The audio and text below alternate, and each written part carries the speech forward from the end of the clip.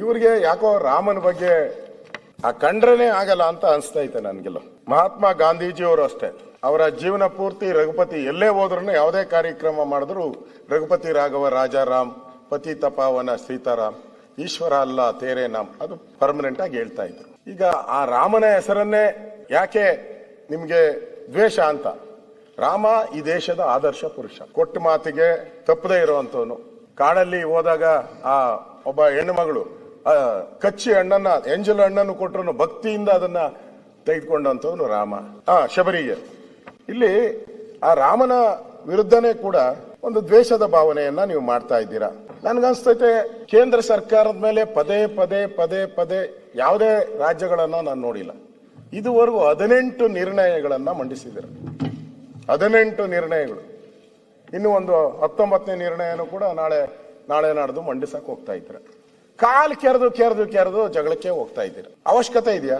ರಾಜ್ಯದ ಅಭಿವೃದ್ಧಿಗೆ ಕೇಂದ್ರ ಮತ್ತು ರಾಜ್ಯ ಸರ್ಕಾರಗಳು ಒಟ್ಟೊಟ್ಟಿಗೆ ಕೆಲಸ ಮಾಡಿದಾಗ ಮಾತ್ರ ರಾಜ್ಯದ ಅಭಿವೃದ್ಧಿ ಆಗ್ತೈತೆ. ಹಿಂದೆ SM ಕೃಷ್ಣ ಅವರಿದ್ರು, ಅವರು ಕಾಂಗ್ರೆಸ್ಸಿನ ಪ್ರಭಾವಿ ನಾಯಕರು. ಪರಮೇಶ್ವರ್ ಬಹಳ ಅವ್ರ ಜೊತೆ ಇದ್ದವರು.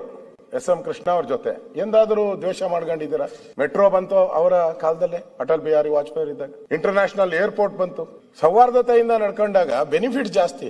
ಕಾಲ್ ಕೆರೆದು ಜಗಳ ಆಡೋದ್ರಿಂದ ನಿಮ್ಗೇನು ಆಗಲ್ಲ ಅಂತ ಅನ್ಸುತ್ತೆ. ಈ ಸಂವಿಧಾನದ ಅಡಿಯಲ್ಲಿ ನಡೆಯೋದಾಗಿದ್ರೆ, ಅವ್ರು ಯಾರೋ ಅನಂತಕುಮಾರ್ ಹೆಗ್ಡೆ ಒಬ್ರು ಒಂದು ಏನೋ ಸಂವಿಧಾನವನ್ನ ಏನೋ ಬದಲಾವಣೆ ಮಾಡ್ತೀನಿ ಅಂತ ಅವ್ರು ಆ ಅರ್ಥದಲ್ಲಿ ಹೇಳಲೇ ಇಲ್ಲ.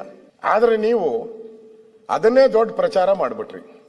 ಇವತ್ತು ನೀವು ಸಂವಿಧಾನದ ಬಗ್ಗೆ ಮಾತಾಡ್ತಿರಲ್ಲ, ನೀವು ಸಂವಿಧಾನನ ಎಷ್ಟು ಬಾರಿ ತಿದ್ದುಪಡಿ ಮಾಡಿದ್ದೀರಾ? ನೀವು ದೇಶದಲ್ಲಿ ಆಡಳಿತ ಮಾಡದಂತವ್ರು ಜವಾಹರ್ಲಾಲ್ ನೆಹರು ಅವರು 17 ಬಾರಿ ಸಂವಿಧಾನವನ್ನ ತಿದ್ದುಪಡಿ ಮಾಡಿದ್ದಾರೆ. ಇಂದಿರಾ ಗಾಂಧಿಯವರು 29 ಬಾರಿ ಸಂವಿಧಾನವನ್ನ ತಿದ್ದುಪಡಿ ಮಾಡಿದ್ದಾರೆ.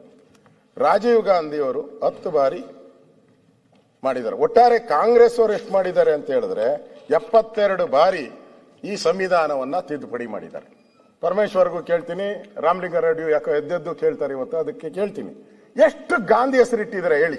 ಎಷ್ಟು ಈ ದೇಶದಲ್ಲಿ ನೀವು ಏನೇನು ಯೋಜನೆಗಳು ತಂದಿದ್ದೀರಾ? ನೀವು ಏನೇನು ಯೋಜನೆಗಳನ್ನ ತಂದಿದ್ದೀರಾ? ಆ ಯೋಜನೆಗಳಿಗೆ ಎಷ್ಟಕ್ಕೆ ಗಾಂಧಿ ಹೆಸರಿಟ್ಟಿದ್ದೀರಾ ಹೇಳಿ? ಎಷ್ಟು ತಂದಿಟ್ಟಿದ್ದೀರಾ ಹೇಳಿ? ಗಾಂಧೀಜಿ ಅಂತ ಏನೇನು ಹೆಸರಿಟ್ಟಿದ್ದೀರಾ ಅಂತ ಹೇಳಿದ್ರು.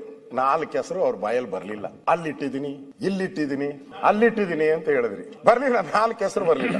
ಅಧ್ಯಕ್ಷರೇ, ನಾನು ಒಂದು ಹೇಳ್ತೀನಿ, ಈ ಗಾಂಧಿ ಹೆಸರಲ್ಲಿ ಏನೇನು ಅನ್ಯಾಯ ಮಾಡಿದಾರೋ ಅದನ್ನ ಆಮೇಲೆ ಹೇಳ್ತೀನಿ ನಾನು. ಆದ್ರೆ ನೀವು ಇಂದಿರಾ ಗಾಂಧಿ ಫ್ಯಾಮಿಲಿಯಲ್ಲಿ ನೀವು ಇಟ್ಟಿರೋ ಹೆಸರುಗಳು: ರಾಜೀವ್ ಗಾಂಧಿ ಗ್ರಾಮೀಣ ವಿದ್ಯುತ್ ಯೋಜನೆ, ರಾಜೀವ್ ಗಾಂಧಿ ಕುಡಿಯುವ ನೀರಿನ ಮಿಷನ್, ರಾಜೀವ್ ಗಾಂಧಿ ರಾಷ್ಟ್ರೀಯ ಶಿಶು ವಿಹಾರ, ರಾಜೀವ್ ಗಾಂಧಿ ಉದ್ಯಮ ಮಿತ್ರ, ಇಂದಿರಾ ಆವಾಸ್ ಯೋಜನೆ, ಇಂದಿರಾ ರಾಷ್ಟ್ರೀಯ ವೃದ್ಧಾಪ್ಯ ಪಿಂಚಣಿ, ಜವಾಹರ್ಲಾಲ್ ನೆಹರು ನಗರ ನವೀಕರಣ, ಜವಾಹರ್ಲಾಲ್ ನೆಹರು ರೋಜ್ಗಾರ್ ಯೋಜನೆ, ರಾಜೀವ್ ಗಾಂಧಿ ಶ್ರಮಿಕ್ ಕಲ್ಯಾಣ್, ಇಂದಿರಾ ಗಾಂಧಿ ಕಾಲುವೆ ಯೋಜನೆ, ಕಾಲುವೆಗೂ, ರಾಜೀವ್ ಗಾಂಧಿ ಶಿಲ್ಪ ಸ್ವಾಸ್ಥ್ಯ ಬಿಮಾ ಯೋಜನೆ, ರಾಜೀವ್ ಗಾಂಧಿ ಪುನರ್ ವಸತಿ ಪ್ಯಾಕೇಜ್, ರಾಜೀವ್ ಗಾಂಧಿ ಸಾಮಾಜಿಕ ಭದ್ರತೆ, ರಾಜೀವ್ ಗಾಂಧಿ ಪ್ರಾಥಮಿಕ ಶಿಕ್ಷಣ, Rajiv Gandhi mission and food security, Rajiv Gandhi mission ಸಮುದಾಯ ಆರೋಗ್ಯ ಕೇಂದ್ರ, ಈ ತರ ಹಿಂಗೆ ಹೋಗ್ತಾ ಇದ್ದೀನಿ. ಇನ್ನು ಇದು ಇಂದಿರಾ ಗಾಂಧಿ ಮಹಿಳಾ ರಕ್ಷಣಾ ಯೋಜನೆ, ಇಂದಿರಾ ಗಾಂಧಿ ಪ್ರತಿಷ್ಠಾ, ಇಂದಿರಾ ಗಾಂಧಿ ಪಥ ಯೋಜನೆ,